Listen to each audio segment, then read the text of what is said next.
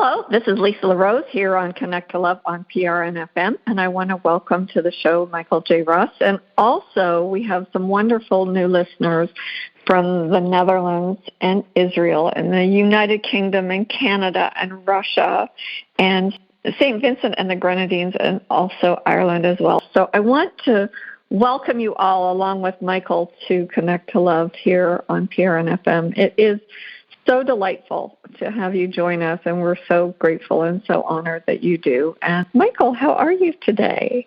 I'm awesome. I'm really, really awesome. I'll say thank you to those new listeners as well. We really, really appreciate it. I'm just bowling over with gratitude that the people around the world are embracing what we have to say and hopefully integrating it into their lives on a daily basis to create a different reality for themselves. It's awesome. It's absolutely amazing. I'm great. It's a sunny day. What can I say? It isn't raining. That's the good news. You're right. It's not raining here either, although we're supposed to have a little sprinkle here or there. But it's full moon, partial lunar eclipse here in the United States today. And I think that's what I was using as my excuse as to where my brain was. It just seemed to have got lost in all of the wonderful energies that are coming in. And it's in the sign of Pisces, and I'm a Pisces, and so it's extremely powerful for everybody, but it's a time of transformation, of time to be able to let go and to allow new things in. And it's really, I think, what a lot of us have been waiting for, sort of a rebirth of from the old. And they say that the eclipses bring in fate and destiny, and that it's all about change and transmuting. And one of your favorite words, Michael, about alchemy and releasing that which no longer serves us. And I thought it would be fun because a lot of us, we're not quite sure how to do that. And as our audience members that join the show, we sort of have this kind of a cosmic conversation. We have a dialogue between ourselves, and it's all allowing us to just sort of follow the signs and synchronicities and whatever is unfolding around us. And as an unscripted show, that's sort of what we do. And we bring ourselves and our senses into the present moment, and we kind of engage and see what is meant to unfold. And so today, I am following in the alignment of the moon and this lunar eclipse. I thought that it would be fun to talk about how interconnected we are and how sometimes it's not always easy to find our alignment. And so each one of us have our own individual journeys. Your day, Michael, doesn't look like my day, but it is. It's all interconnected. We are part of a larger narrative, and we're not isolated, even though we may think that we are. We kind of pick up our phones and look, and you connect with people on social media, but there is something else that really connects us. And I believe that each one of us, our souls, have their own unique mission and purpose, and we're here to contribute to the overall evolution of consciousness. And whether it's the full moon lunar eclipse that brings it in or something else or whatever, it's about us being able to help each other and support one another and transform and grow. And I'm just so excited to explore this topic with you, Michael.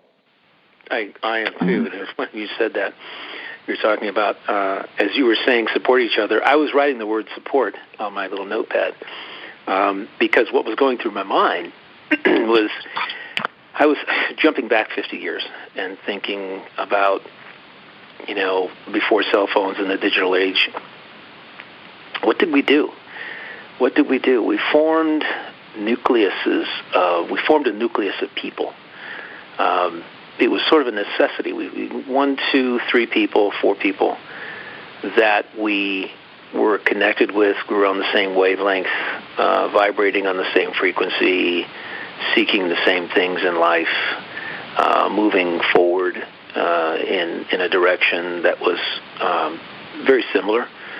And it's today the issue is that this nucleus of people is not being developed by many people, and is leading to a lot of let's say, loneliness. And,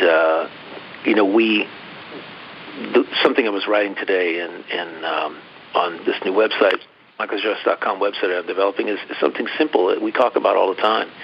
And that is that what we want outside of us has to first be derived inside of us. We have to go within and create it ourselves, be it ourselves. So we embody the frequencies that we are looking to attract into our lives. And this is what we, believe it or not, this is what we used to do. We did it without knowing what the heck it was. 50 years ago, we did it. We went out, we engaged with people, neighbors, kids. As kids, we didn't have video games. We didn't have digital communications and texting and all that other stuff. And we didn't have, for all intents and purposes, 1,000 TV channels to watch. And so we had, I grew up 7 years with no TV. There was no TV in the house. There was radio. We could get Air Force radio. But for 3 years, we didn't have that. We had a stereo. We played records. We played comedy records. And we'd sit around, the family would sit around, and every once in a while we'd sit around and listen to a comedy record. And listen to a comedian who made a record, be it Bill Cosby at the time, he was big, and several others. Pigmeat, a guy by the name of Pigmeat Markham. Oh my gosh, he was hilarious. It was amazing. But this is what we did, and we if we lived in an apartment, we would run into the other kids in the apartment, and we'd befriend each other, and we'd go do things. Or at high school, small as it was, we had a few people in the class. We'd get to know each other. There would be interests we had in common: baseball, football, that sort of thing, or soccer. And we would go get a pickup game together with other kids in the neighborhood. And in Taiwan, we had firecrackers, and we used to go out and buy firecrackers and set them off in the street. It was... Sounds very safe, I'm sorry. China makes fireworks, This is in the 1960s, and the stuff I was playing with as a kid, as a 7 and 8 year old, I can tell you right now, it's outlawed in every state in America. Oh my God. I was playing with. Sorry, I'm Big laughing. Red. We used to call it. There was this thing called Big Reds, and it was like a one of those what's his name bombs today. They're small. I forgot what the Magnums. I think you call them Magnums. But we had skyrockets. They call them here bottle rockets, but they were skyrockets. You light them and they go up in the air and land in someone's yard somewhere. And we had the ones that you light, you hang, you light them, and they still use them today in parades in Chinatown, in Chinatowns all over the world, in the dragon dance that they do every year for Chinese New Year's. But it's you hang it up. And it's got a bunch of firecrackers. You light it at the bottom and run, and then it just pops up all the way to the top. And they're just fantastic to watch, to hear, and to scare people with at various times of the night.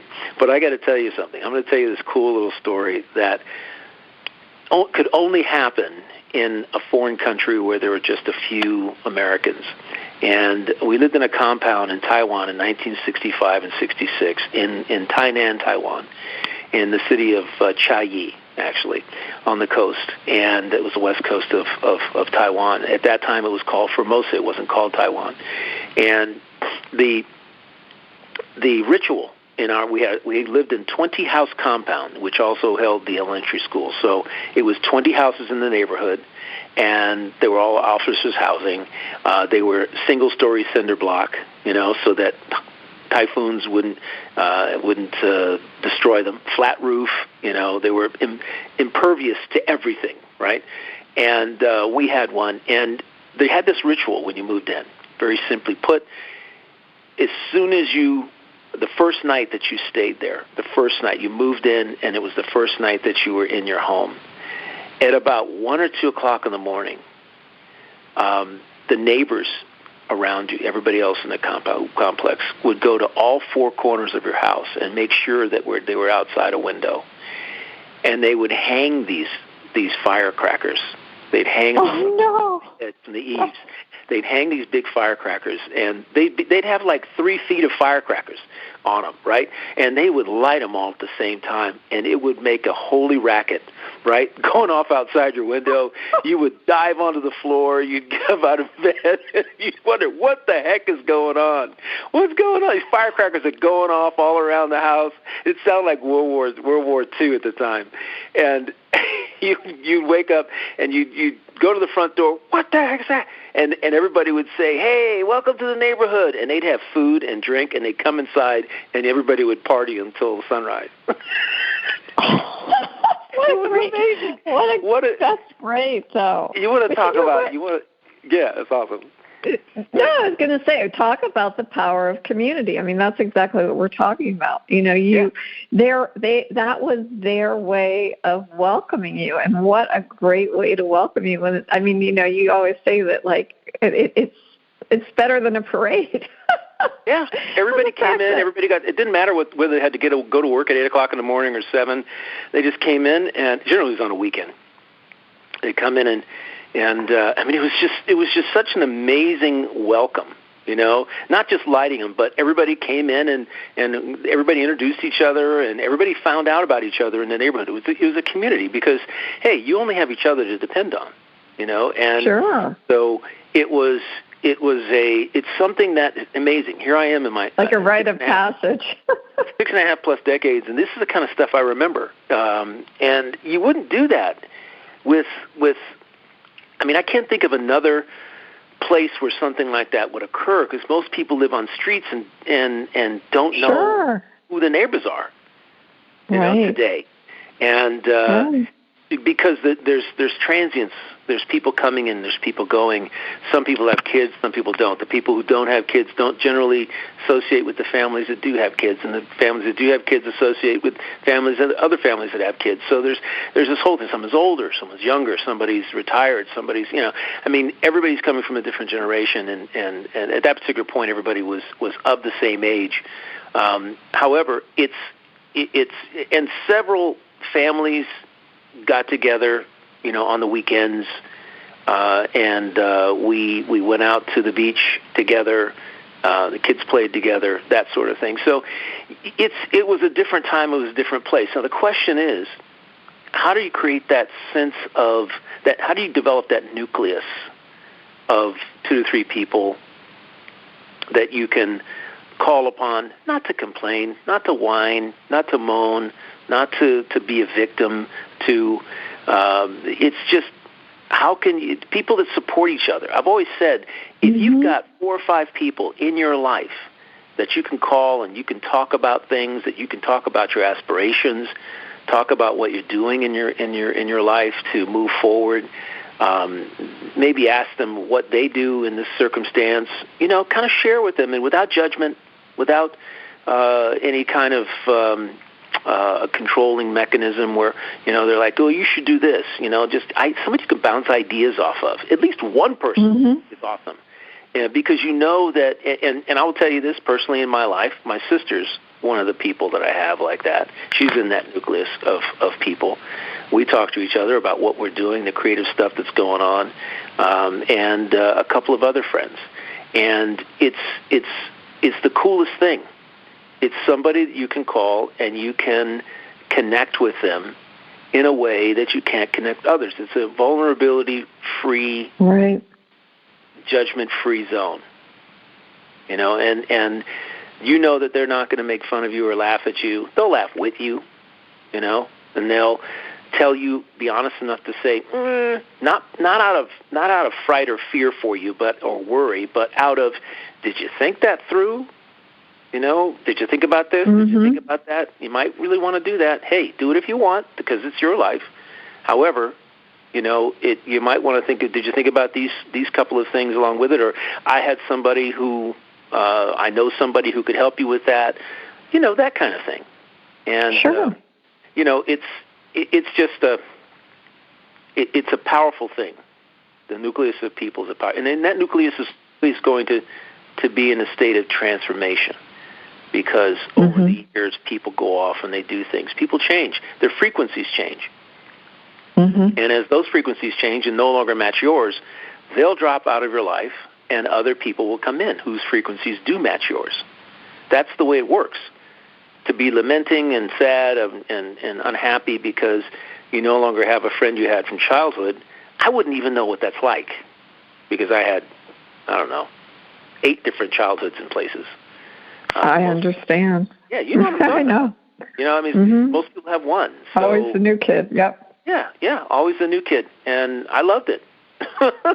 You got to meet new people. You got to have new experiences and see new places and be introduced to things that you wouldn't otherwise. Right. But we were talking this afternoon about helping people to move forward, helping people, being of help to people, in terms of being either a resource or an example of what is possible, of what can be done, about how you can process events, being an example for people, so that they know that it is possible to go through an event that you would previously dictate as being tragic and the end of all and just seeing it as an event and processing it in a way that doesn't make you feel less than, that doesn't put you in a position of being a victim. It doesn't involve victimhood at all. And I've found I have a heightened sensitivity now to listening to people speak about their lives and their situations, and my sensitivity is to the language they're using that is victim language of victimization, victim consciousness, let's say. And you'd be really surprised at how much of the inner conversation that people have when things are happening in their life is where they're associating themselves with being a victim. This person did that to me. That guy ran me off the road, blah, blah, blah, or almost ran me off the road, or that person did this, or somebody walked in front of me, and a lot of complaining has its roots in seeing yourself as a victim. And it is, in my view, one of the reasons why happiness for many people is elusive. Feeling the joy, the inner and the inner happiness is elusive because their view of the world is and their inner conversation, their perception is that they are a victim, that they are victimized here and there. The little teeny little things, all the way to the big ones, but it's the little teeny things that take away that, in my view, that momentary happiness that make them unable to sustain the happiness they had when they woke up. You see? And it's not that difficult. It's not that challenging to slip into that victim mode, because the moment you walk out of, you don't even have to walk out of your own house. If your toaster suddenly doesn't work, and you complain about that, well, what you're doing then is you're making yourself a victim of that event. And so now it's who's to blame. You see, it's who did this? Why did this happen to me at this particular time in my day when I got to go to work in 15 minutes? It's little things like that. So the question I always ask people is, well, do you realize that it's so pervasive in our society that you can see yourself like that? So the person, what I attempt to do is to influence people by my actions, as to not complain about things all the time, to see life through a different lens, the lens of things happen, and I have control over how I feel about them, how I see them. And by doing that, I am in control of my sovereignty, and I'm in control of how I feel. So that's how I do it. I don't know how you do it, but I'm assuming that it's somewhere along the same lines. Yeah, because you're Michael, with projects now, and you've got a lot of that you could be getting into. I do have a lot of interesting things. I just have to kind of allow things to flow. I'm a Pisces, so I have to just go with the flow. If I try to swim up current, it does not work for me, and I've learned that lesson for a long time. But, I was thinking about what you were saying, Michael, and I think, for me, the word victim, I'm feeling a lot of what sometimes the way people feel, they feel let down, and there's somewhat maybe perhaps a sense of incompleteness, that perhaps that they saw somewhere that was some untapped potential, and that deep down inside they believe that there was something more. It's sort of like a deep intuitive knowing. And when you surrender that to the universe and you say, I can't do anything more, I'm doing my best, my highest, my best for yourself. For me, every day, at the end of the day, I look back and did I do my best? And was that best in the highest and greatest good for me in the unfolding of what is meant to be? And I bring myself back to that place. And there is, for me anyway, a peace in that acceptance. And I just trust. I have to have faith that even though I may not be happy with the way things are unfolding, it's unfolding exactly the way that it's meant to be.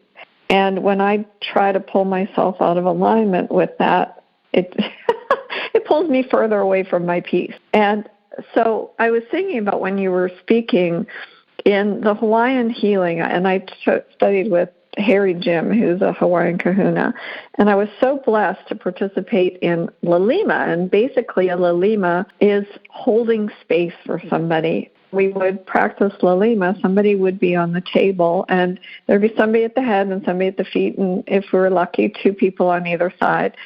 Didn't even need to know what was that person's intention. They would choose it for themselves, and all you do is just gently lay your hands, just your fingertips, somewhere on their body, whether you're at the feet or the head, and you would just hold space. And the power and the energy that flowed through each one of us as we just lightly held our fingers on top of the person was just incredible, absolutely amazing.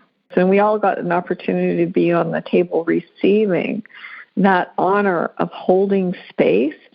It was so transformative. I mean, you could feel, it was just that you just drop into your heart, and whatever that person needed, you would trust that that's what they would receive. And it was just so fantastic. And I think that when we sort of embrace that understanding, it's you know that every act of kindness, you're holding space for somebody. Every time you give somebody guidance, that you're holding space for them. It's that moment of presence when you're actually listening to the words that are coming out of somebody's mouth and hearing them rather than thinking about the other 10 things that you have to do. You're holding space. And that's how, in my opinion, we expand our overall consciousness. That's how we get out of that mentality of incompleteness and can be going back to who we are, aligning with our truth. We're mirrors of each other, and allowing other people to step into their power. And one of the other things that I learned in so many of my different classes was that sometimes when somebody was processing something and it brought them to tears, that it was okay to allow those tears to flow, that we didn't have to fix it. We did not have to fix it. It was okay if that person wanted to have that emotional release, that you need to allow them to do that. Whatever is meant for them is their own personal journey. You have to allow somebody to process whatever feelings that they need to experience at that moment, and that it's okay. A lot of us don't realize that. We think that we have to fix everything, but that's not always the case. You just sit back, take a deep breath, and allow whatever is meant to unfold. Let it unfold perfectly. And a lot of times, when you have somebody that comes and they're maybe not even looking for advice. All they want is to be heard, because somewhere in their day, they just are not feeling heard, and they just want somebody to listen. They're really not looking for answers. They just want to be heard. And I think that that's, you mentioned, being part of a community.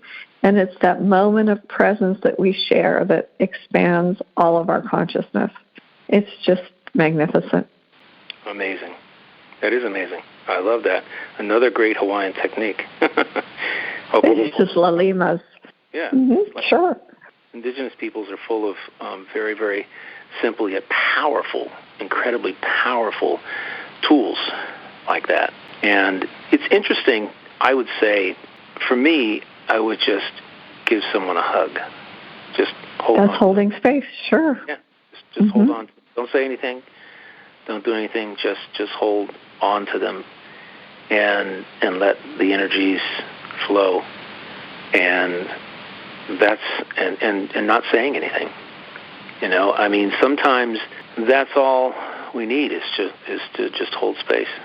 And what they need, what the thoughts that need to come into their mind, it's almost like letting your guides and angels take care of the business. And so you're just allowing space to occur, right? You're letting space, you're holding space for that. I mean, there's a lot going on in the world right now. A lot of people there's a lot of focus on it by the outside world.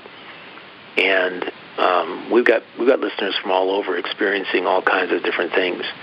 And what I hope our listeners here on PRN FM and on our podcast, Connect to Love, are actually receiving from these episodes that we do and the topics that we happen to choose is how they can live differently by thinking differently. Living differently by thinking differently. Regardless of your circumstances, nobody controls your mind. Nobody has dominion over your mind, over your own sovereignty, over what you feel, what you think, and the actions that you take, the responses, I should say, in terms of actions, not forward actions or lashing out, but just responses to things. And when we change our thoughts, our perceptions about things, we can then embrace something different. We will get a different result when we shift that perception. And for what you said there, what you just said with regard to holding space, this Lalima, which is just an absolutely beautiful practice. You know, it's if you're home alone and you're feeling as if the world is caving in on you and all of these outside circumstances are pressing down on you, which is the way a lot of people feel now. I mean, sure. Face it, you feel like you're being crushed by events, crushed by the energies that are out there. And the beauty of it is that you have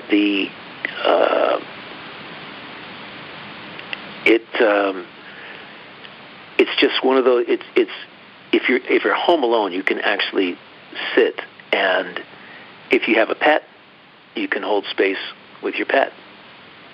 If you don't have a pet and you're alone, you can sit and just hold space with yourself because you're never really alone.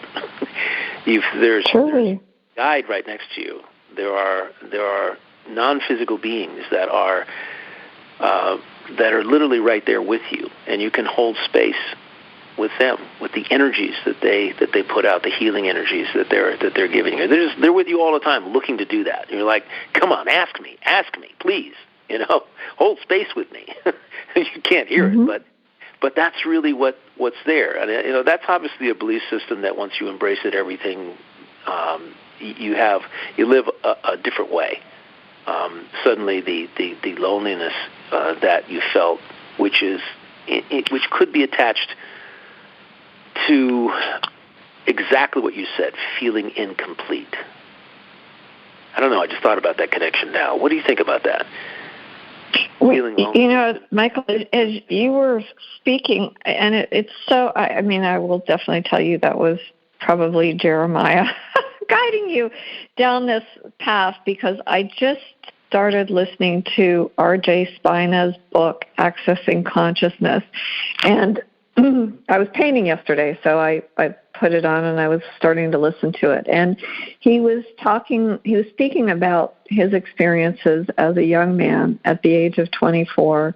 He had a series of many people that he cared about, including his dog, pass away. And it was getting to the point where he was feeling so alone and so overwhelmed that he had made a decision that he was going to take his life on a Saturday. And just by divine intervention, he met this gentleman, Richard, who he doesn't share his last name, but he said he met him for lunch. And Richard was an intuitive channel and said to him, you need to come to my home on Friday night. We're going to have a get-together. It's going to be sort of a psychic reading kind of a thing.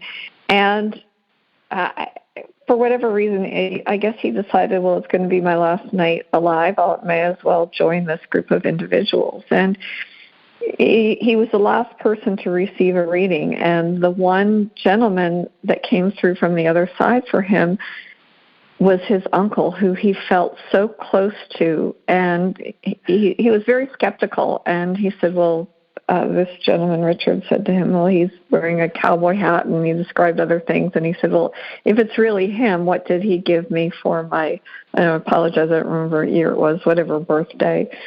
And he told him what it was. And he said he just broke down crying. And he said he didn't even remember really what transpired after that. He just sobbed and sobbed and sobbed. And then they had a little raffle at the end, and he was the winner. He said Richard didn't even have to look, and when he pulled the name out, he knew exactly who it was, and he received this little angel.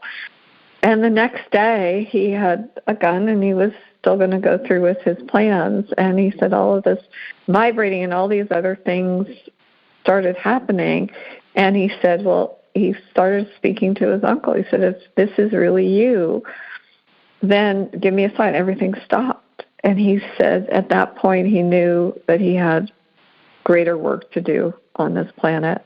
And he called Richard, and he explained what he was going to do and how he changed his mind. And Richard said, well, you need to get over here right now because we've got a lot of work to do. But it was a transformational moment. And I think all of the wisdom and the things that he shared, and I'm just very new into the book. I didn't know who he was until you had sent me a Next Level Soul. Was one of the shows that we listened to. And I was curious enough about what he had to say to purchase his book. And I'll let you know what RJ has to say. It's just quite a remarkable book, and I really appreciated that he was so frank about his journey and where he was really on the precipice of leaving this planet, and how one person made a difference in changing the outcome for his life and for so many people that are now influenced by him. Yeah, the gentleman who was in a wheelchair previously? Yeah, it's RJ Spina. Yeah, RJ Spina, right. Yeah, mm-hmm. Yeah, RJ. Fabulous episode. It is. But and he has several books. Yeah, and that was just the one that resonated with me. That was the one that I think it's his newest book, Accessing Consciousness, and it just resonated with me, and I'm like, okay, I'm going to listen to it. I'm not very far in, but it's wonderful, and I appreciated his candidness and him sharing his story and where it brought him. And so when he had later on in life, he was paralyzed and was told that he was going to be a quadriplegic the rest of his life. And he just knew at that point that he could heal himself and raise his frequency and his vibration. I think when you overcome whatever it is, whether it be paralysis or depression or sadness or grief, that it's having that knowingness that we are interconnected. And I'm so glad you brought up the fact that we have guides, and that when people transition from this life to the next, there is really no separation. And that we always have the support system around us to guide us. The non-physical support system. Mm-hmm. The non-physical support system. And it's interesting. I don't tell people out there that, I have a guide and what his name is and blah, blah, blah, and that I connect with him every morning, and that he, gives me these really interesting notes to take and a message every time I sit down and I tap into him, because it's my thing. Of course, I'm telling everybody here on the radio, but bottom line is my nucleus of people around me doesn't know that. Only you. Because I don't need to tell anybody. It's not anybody else's business. It's mine. I have We all have a non-physical being that 24/7 that guides us. The interesting thing is that the energies are such right now where many people worldwide are waking up to the realization that they have the ability to connect either through automatic writing, which is a really interesting practice, totally different than channeling, completely different, or through some sort of connection, energetic connection with their guide, and even if it's through a pendulum, you have the ability to connect. And what's interesting about it is once you tap into that knowingness and you allow yourself to embrace it and to accept it and to ask your guide to connect with you, which they're just chomping at the bit to do, right? They're really wanting to do that. And when they see you in despair and unhappy and sad and crying out of sadness, not happiness and joy, they're just sitting right next to you going, come on, tap into me. I can help you with that. And that's really it. Once you connect with them, you realize and understand that you're not alone. You can't see them. You can't touch them. That's true. You can't hug them from a physical perspective, although you can ask them to give you healing energies, to wrap you in healing energies, and to do all kinds of cool, energetic things. And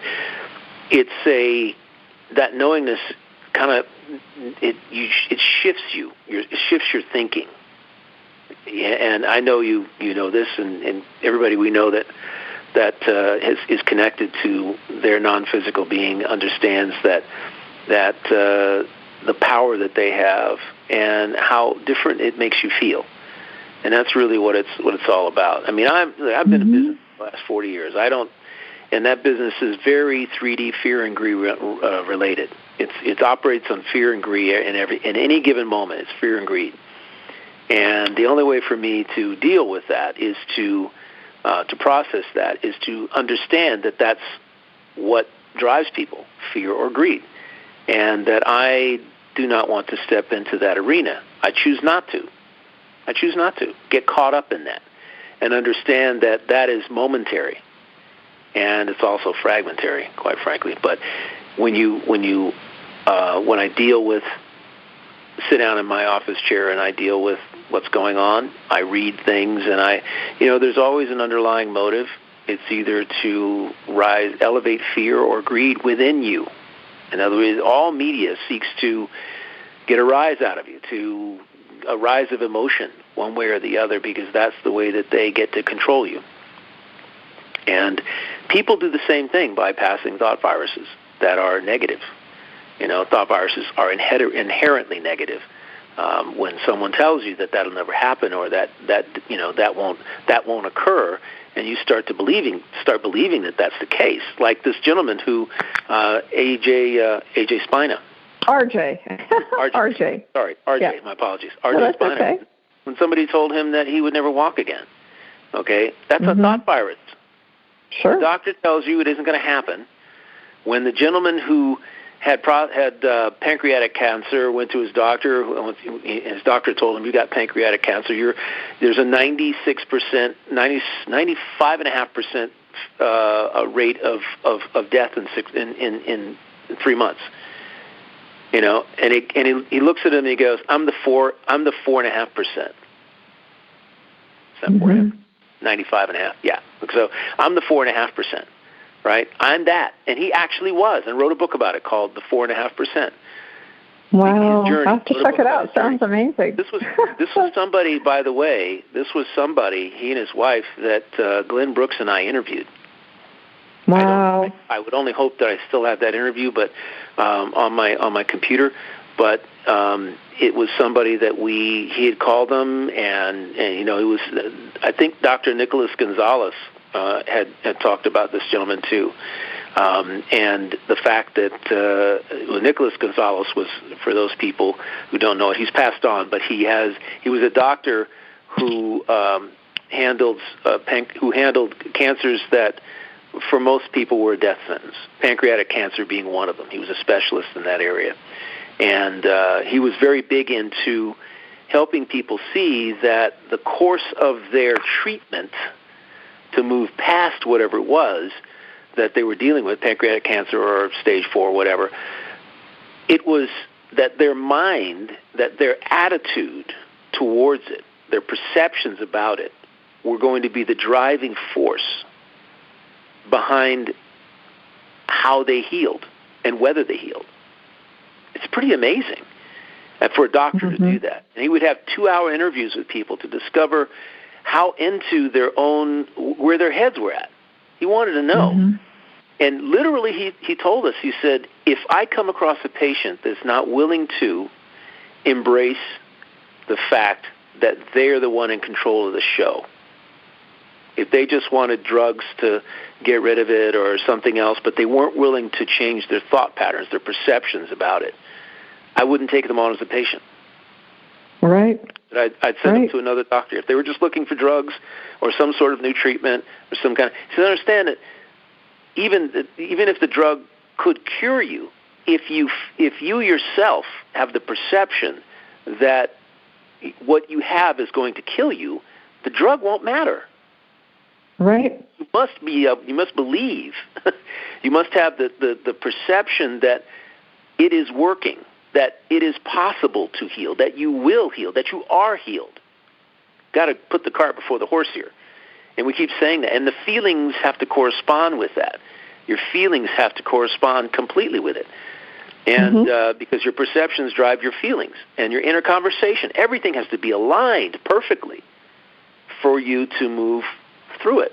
And RJ is magnificent, evidently, in that he was able to literally move through and process and move through something that most people would automatically just simply succumb to. That's it. No way to move past this, right? You're right. So yeah, mine's a powerful tool. It is. It's a powerful, man. It's got more power than we even know what to do with.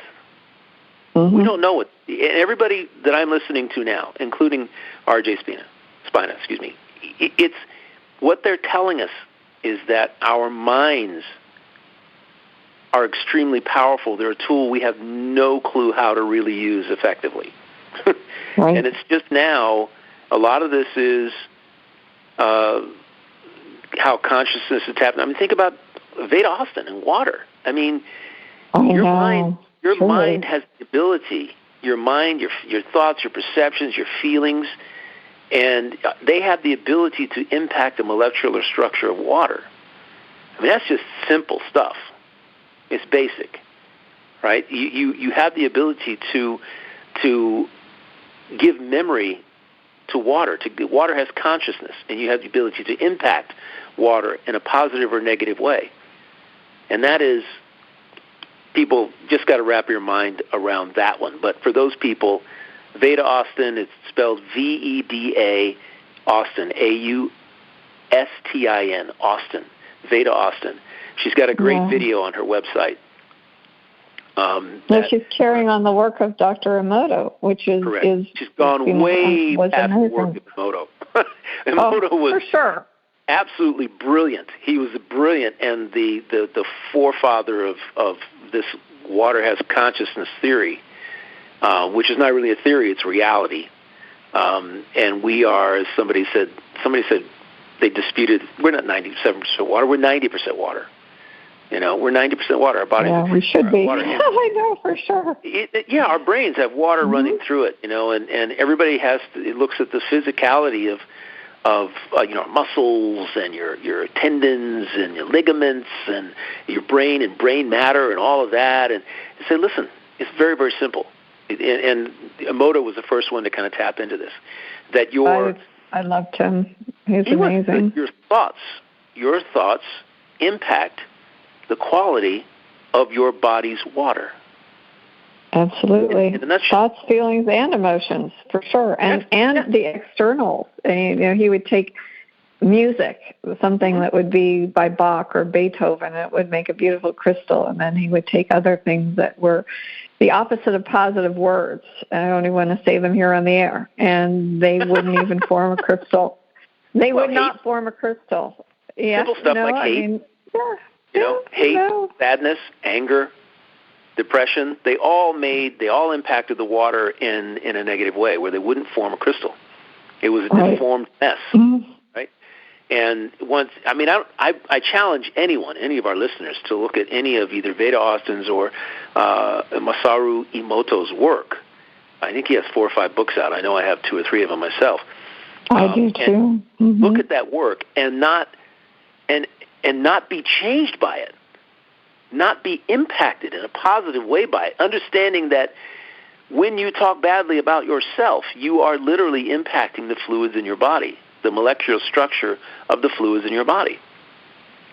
I tell people, don't say that. Don't say that. Don't say I'm fat. Don't say I know. Gosh, please. It's so true. Cut that out. I hate myself. Don't speak it into being, for sure. I hate the way I look. Oh, my gosh. We have no clue as to what we're actually doing until you look at the pictures and you go, look, which crystal would you really want forming in your body? What molecular structure would you like your fluid to look like? This or this? Yep. When you're in fear, flight or flight, it's impacting the water in your body, your molecular structure, your own body's water's consciousness. Boy, it's interesting. We go on and on. I know. But, Michael, it's so interesting because actually you just tied it right back to how interconnected we are. Because each one of us, even though we're this little thread that's woven into the fabric of this much larger narrative, and we have our own individual journeys, we are not separate.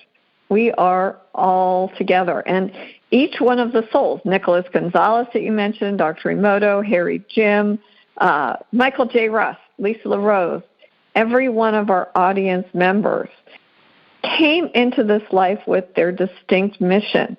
So Veda Austin took the work of Masaru Emoto. His mission was to bring it forward, something that was so, and then her mission is to bring it even further. Who knows who will take what her work is? And it's all connected to that evolution of our collective consciousness. So every experience that you overcome, no matter how heartbreaking it is, every breakthrough that you make, every achievement, everything ripples far out beyond us, and it contributes to this greater whole. I mean, what an amazing time to be alive. And what an amazing time today to experience a super harvest moon with a lunar eclipse in my sign of Pisces. I'm looking at it as a way to transform and grow. And who knows what's going to happen tonight as I do my own inner work ceremony. For me, it's another step forward on my individual journey. And I hope that what I do for myself and in my inner work may serve as an example, may help others align with their truth and step into their power, or their own sovereignty. And that is really how we co-create and create a greater destiny for everybody on this planet. And it's like I don't even know, what was that? Was it an army saying? Be all you can be. Be all you can be. And yesterday, it was, as it is. And somebody said to me yesterday, and it was so interesting because it echoed so powerfully to me that I only have one chance in this body, in this lifetime. And they said to me, I have to do everything I can because this is my only chance. This is my only chance. And we're going to actually have him on the show. It was Christian, a friend of mine that I met on the way from Dar es Salaam out to Zanzibar on a flight. And that's what he said. He said, I've traveled to 168 countries, and I still have so much more to see. I only have this one time to do and experience the world, and I'm going to do it. And I thought, good for you. What an inspiration. We're gonna have him on in a few weeks, but it'll be amazing. I know it will. I know it will be awesome.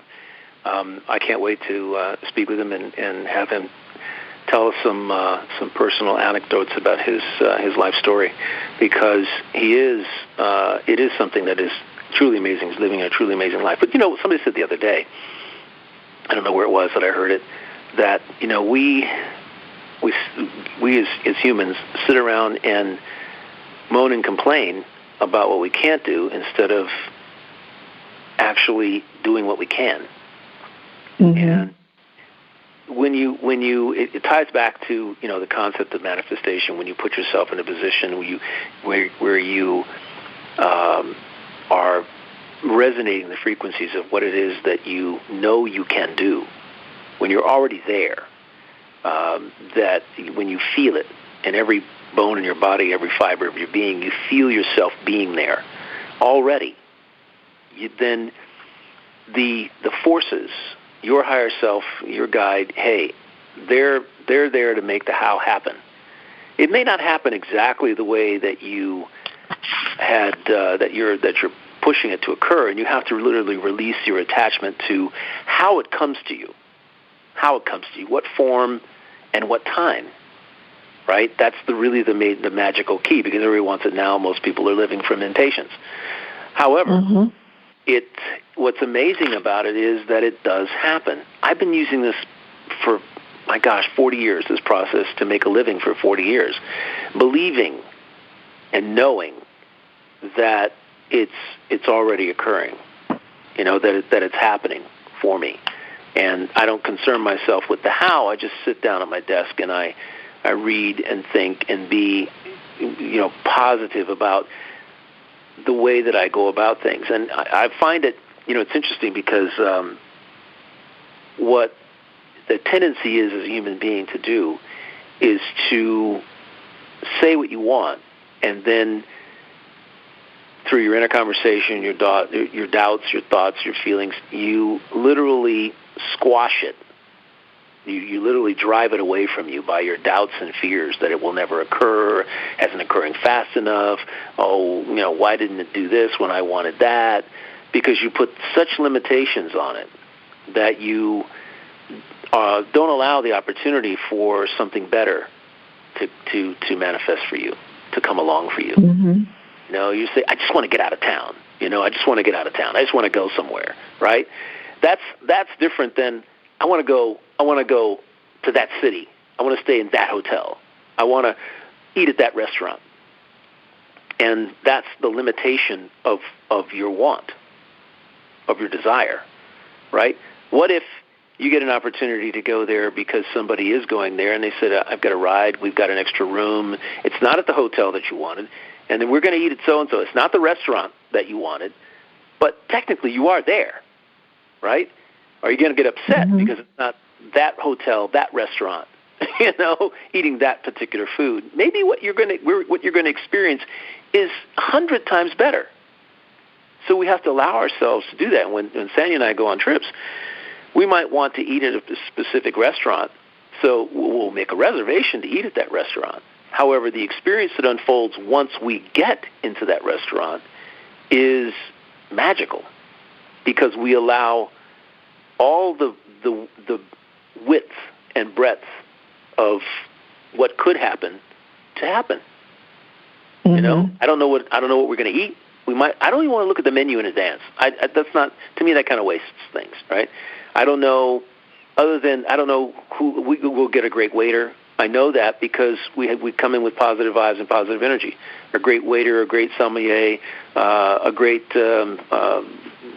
maitre d'. And I'll tell you this, interesting. When we were in Portugal, we went to this restaurant called Je ne sais quoi, which is one of the top restaurants in town, top restaurant group that has amazing restaurants. It's called Je ne sais quoi. And we'd made a reservation like 3 months in advance to go to this restaurant on this specific date, celebrating the birthday of our friend. So we went there, dressed up to the nines. We enjoyed it. I don't even know. I didn't wear a tie.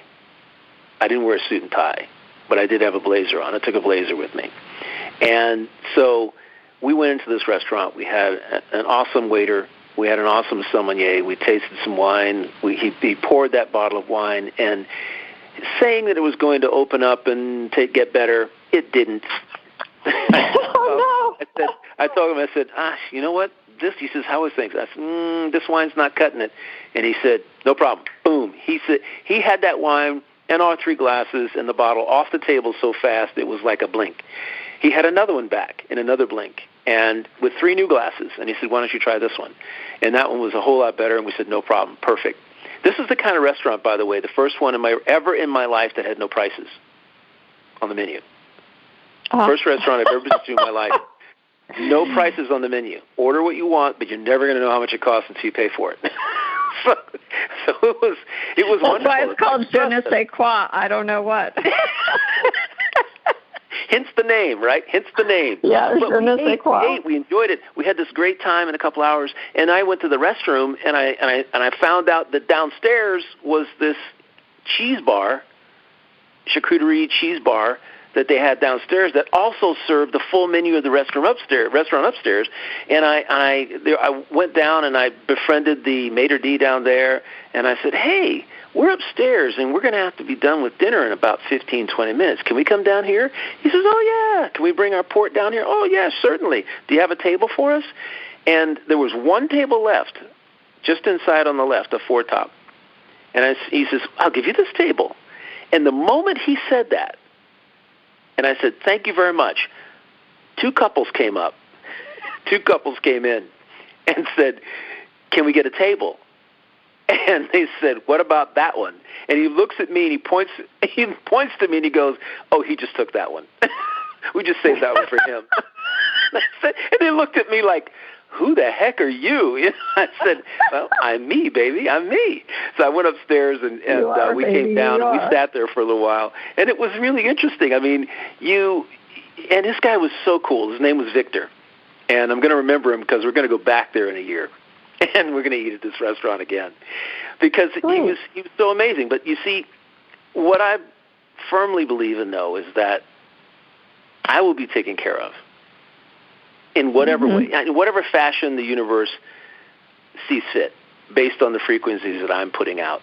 And I know people who go to restaurants and they have a bad experience.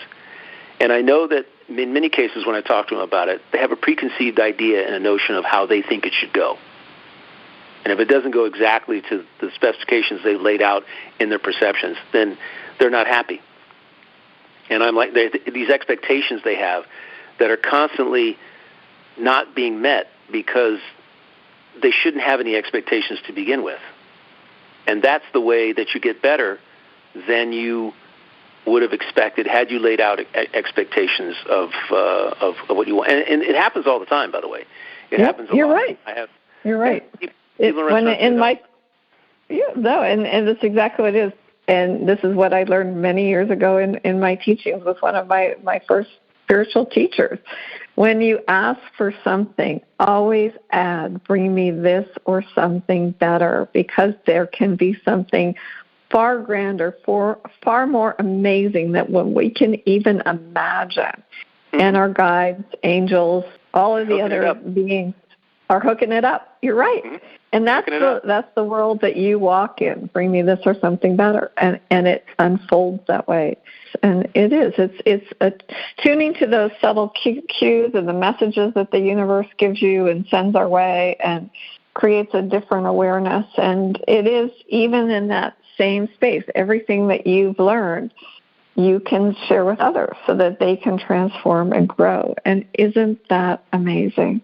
It is. Yeah, it's just so amazing. 110%. And there's one little key to this whole thing. You have to believe you're worthy.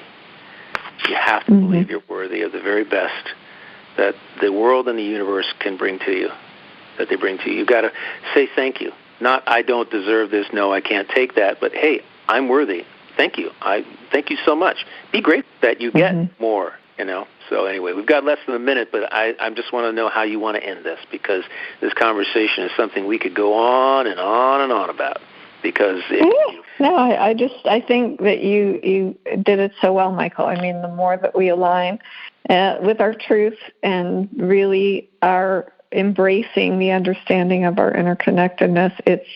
We are not alone. We're all part of this amazing cosmic web. And so in helping ourselves, we help others do so. And so grateful to you and to all of our audience members who join us each week. Thank you so much.